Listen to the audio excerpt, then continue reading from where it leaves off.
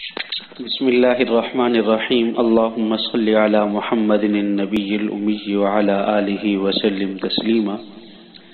احباب گرامی، ہمارا یہ سنن ابی داؤد شریف جلد اول کا سبق نمبر 71 ہے، اور یہ سبق ہم پڑھیں گے باب فی ترک الوضوء مما مست النار، یعنی آگ میں پکی ہوئی اشیاء کھانے سے وضو ٹوٹتا ہے یا نہیں ٹوٹتا، اس کے بیان میں۔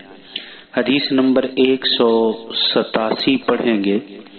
حضرت ابن عباس رضی اللہ تعالی عنہ سے روایت ہے کہ رسول اللہ صلی اللہ علیہ وسلم نے بکری کے شانے کا گوشت تناول فرمایا۔ اس کے بعد آپ صلی اللہ علیہ وسلم نے نماز ادا فرمائی لیکن وضو نہیں کیا۔ اگلی حدیث حضرت مغیرہ بن عبداللہ اور مغیرہ بن شعبہ سے روایت ہے کہ میں ایک رات نبی کریم صلی اللہ علیہ وسلم کا مہمان تھا۔ آپ صلی اللہ علیہ وسلم نے بکری کی ران کا گوشت کھانے کا حکم فرمایا۔ بکری کی ایک ران بھونی گئی اور آپ چاقو سے میرے لیے گوشت کاٹنے لگے۔ اتنے میں حضرت بلال حبشی رضی اللہ تعالی عنہ تشریف لے آئے اور آپ صلی اللہ علیہ وسلم کو نماز کی اطلاع دی، اور آپ نے چاقو ایک طرف رکھ دیا اور فرمایا خاک آلود ہوں اس کے ہاتھ، کیا ہوا اس کو؟ یعنی عرب کا ایک محاورہ ہے، وہ کہہ کر آپ پھر نماز پڑھنے کے لیے کھڑے ہو گئے۔ باری کی روایت میں یہ اضافہ ہے کہ میری مونچھیں بڑی ہوئی تھی، آپ نے مونچھوں کے نیچے ایک مسواک رکھ کر مونچھ کو کتر دیا، اور آپ نے یہ فرمایا کہ میں مسواک اوپر رکھ کر مونچھ کتر دوں گا۔ دیکھیں اگلی روایت حدیث نمبر 199 ہے، اور یہ حدیث حضرت ابن عباس رضی اللہ تعالی عنہما سے روایت ہے کہ رسول اللہ صلی اللہ علیہ وسلم نے شانے کا گوشت تناول فرمایا، پھر آپ نے اپنا ہاتھ فرش سے صاف کیا۔ وہ فرش آپ کے نیچے جو کپڑا نیچے بچھا ہوا تھا، اس کے بعد آپ کھڑے ہو کر نماز ادا فرمانے لگے۔ اگلی حدیث حضرت ابن عمر رضی اللہ تعالیٰ عنہما سے ہے کہ رسول اللہ صلی اللہ علیہ وسلم نے ایک دست میں سے تھوڑا سا گوشت تناول فرمایا، پھر آپ صلی اللہ علیہ وسلم نے نماز ادا فرمائی لیکن وضو نہیں فرمایا۔ حدیث نمبر 191 حضرت جابر بن عبداللہ رضی اللہ تعالی عنہ سے روایت ہے کہ میں نے رسول اللہ صلی اللہ علیہ وسلم کے سامنے روٹی اور گوشت پیش کیا، آپ صلی اللہ علیہ وسلم نے یہ دونوں چیزیں تناول فرمائی۔ پھر آپ صلی اللہ علیہ وسلم نے وضو کے لیے پانی طلب کیا اور فرمایا اور وضو کیا اور نماز ظہر ادا کی، نماز ظہر پڑھی، پھر نماز ظہر کے بعد باقی ماندہ کھانا منگوایا اور آپ نے تناول فرمایا، پھر کھڑے ہو کر آپ نے عصر کی نماز پڑھی اور وضو نہیں کیا۔ اگلی حدیث حضرت جابر رضی اللہ تعالیٰ عنہ سے روایت ہے کہ رسول اللہ صلی اللہ علیہ وسلم کا آخری مبارک عمل یہ تھا کہ آپ آگ میں پکی ہوئی اشیاء تناول فرمانے کے بعد وضو نہیں کرتے تھے۔ حدیث نمبر 193 حضرت عبید بن ابی سمامہ مرادی سے روایت ہے کہ صحابی رسول صلی اللہ علیہ وسلم حضرت عبداللہ بن حارث بن جزر مصر میں ہمارے ہاں تشریف لائے۔ میں نے آپ کو مسجد میں حدیث بیان کرتے ہوئے سنا۔ آپ فرما رہے تھے کہ جناب رسول اللہ صلی اللہ علیہ وسلم کے ساتھ بشمول میرے 7 آدمی تھے یا 6 کسی آدمی کے گھر میں تھے۔ اتنے میں حضرت بلال حبشی بھی تشریف لے آئے اور نماز کے لیے کہا۔ ہم سب لوگ نماز کے لیے نکلے۔ راستے میں ایک شخص کے پاس سے گزر ہوا جس کی ہانڈی آگ پر پکنے کے لیے رکھی ہوئی تھی۔ رسول اللہ صلی اللہ علیہ وسلم نے فرمایا کہ کیا تیری ہانڈی پک رہی ہے؟ اس شخص نے عرض کیا جی ہاں یا رسول اللہ، میرے والدین آپ پر قربان ہوں۔ آپ صلی اللہ علیہ وسلم نے اس کی ہانڈی کے گوشت میں سے ایک بوٹی لی اور آپ صلی اللہ علیہ وسلم اسے چباتے رہے یہاں تک کہ نماز کی تکبیر کہی اور میں یہ دیکھ رہا تھا۔ یہ باب ہم نے بیان کیا، باب فی ترک الوضوء مما مست النار۔ دیکھیں خطیب بغدادی علیہ رحمہ نے اس کتاب ابو داؤد شریف کے 32 پارے بنائے ہیں اور اب یہاں سے تقریباً دوسرا پارہ شروع ہوا ہے۔ امام ابو داؤد علیہ رحمہ گویا کہ 32 اجزاء ہیں، یہاں سے دوسرا جز ہے، اور بسا اوقات جب نیا جز شروع ہو تو عادت یہ ہے کہ اس کے شروع میں بسم اللہ الرحمن الرحیم ذکر کرتے ہیں، تو اس لیے یہاں بسم اللہ الرحمن الرحیم باب فی ترک الوضوء مما مست النار ذکر کیا گیا ہے۔ دیکھیں اس باب کے اندر دو چیزیں بیان کی جائیں گی، ایک وضوء مما مست النار کا حکم اور دوسرا غرض قال ابو داؤد۔ پہلا امر امام نبوی علیہ رحمہ فرماتے ہیں کہ وضوء مما مست النار کے بارے میں قرن اول میں اختلاف تھا، اب کوئی اختلاف نہیں، اس پر تمام فقہا کا اتفاق ہے کہ مما مست النار سے وضو واجب نہیں ہے۔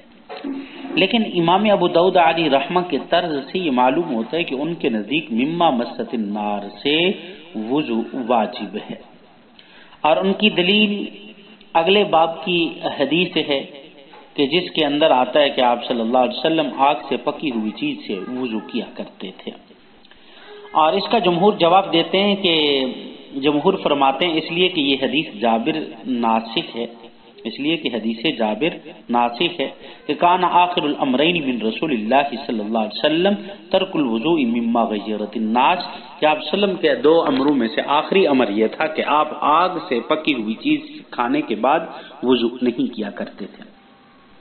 اور دوسرا جواب یہ کہ یہاں جو وضو کا ذکر ہے امام ابو داؤد نے جو ذکر کیا، یہاں وضو سے مراد وضو استحبابی ہے جس کے جمہور بھی قائل ہیں۔ اور تیسرا جواب یہ ہے کہ یہاں وضو سے مراد وضو لغوی ہے، یعنی ہاتھ دھونا اور کلی کرنا مراد ہے۔ یہاں ایک سوال ہوتا ہے کہ جب وضو کا لفظ بولا جائے تو وضو اصطلاحی عام طور پر مراد لیا جاتا ہے، تو آپ کا وضو لغوی مراد لینا کیسے درست ہو سکتا ہے؟ تو اس کا جواب یہ ہے کہ فقہا کے ہاں وضو کا اطلاق وضو لغوی پر بھی ہے اور وضو اصطلاحی پر بھی ہے، جیسا کہ امام ابو داؤد علیہ رحمہ نے اگلے باب میں خود قائم کیا کہ باب الوضوء من اللبن، کہ جب دودھ پیا جائے تو اس کے بعد وضو کیا جائے، یعنی اس سے وضو سے مراد کلی ہے، کلی کو بھی وضو کا نام لے لیا ہے۔ تو حضرت فقہا نے اور محدثین نے بھی وضو کا اطلاق وضو لغوی پر بھی کیا ہے۔ دوسری بات غرض قال ابو داؤد ہے۔ دیکھیں قال ابو داؤد هذا اختیار من الحدیث الاول، هذا اختصار من الحدیث الاول، یہاں سے دیکھیں اس قول میں امام ابو داؤد علیہ رحمہ ان علماء کا رد کر رہے ہیں جو فرماتے ہیں کہ حدیث جابر وضو مما مست النار والی حدیث کے لیے ناسخ ہے۔ امام ابو داؤد علیہ رحمہ فرماتے ہیں کہ کان آخر الامرین کا مطلب یہ ہے کہ رسول اللہ صلی اللہ علیہ وسلم کے ایک دن کے دو عملوں میں سے آخری عمل ترک وضو تھا۔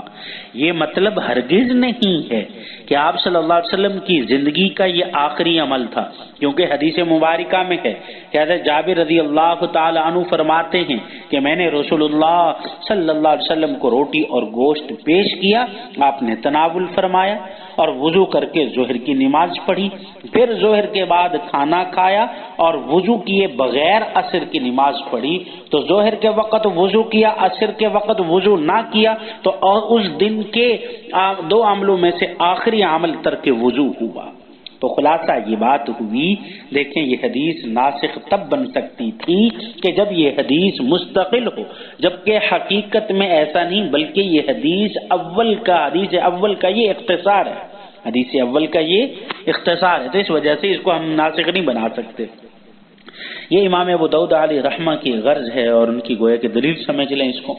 تو اس کا جواب یہ دیتے ہیں کہ امام ابو داؤد علیہ رحمہ کا یہ دعویٰ اختصار والا یہ بلا دلیل ہے، لہذا یہ حجت نہیں ہے، بلکہ دلیل اس کے خلاف موجود ہے کہ مستدرک حاکم کی روایت میں تفصیل ہے کہ آپ صلی اللہ علیہ وسلم نے ظہر سے پہلے کھانا تناول فرمایا، پھر آپ نے پیشاب کر کے وضو کیا اور نماز پڑھی، پھر ظہر کے بعد کھانا کھایا، وضو نہ کیا اور عصر کی نماز پڑھی۔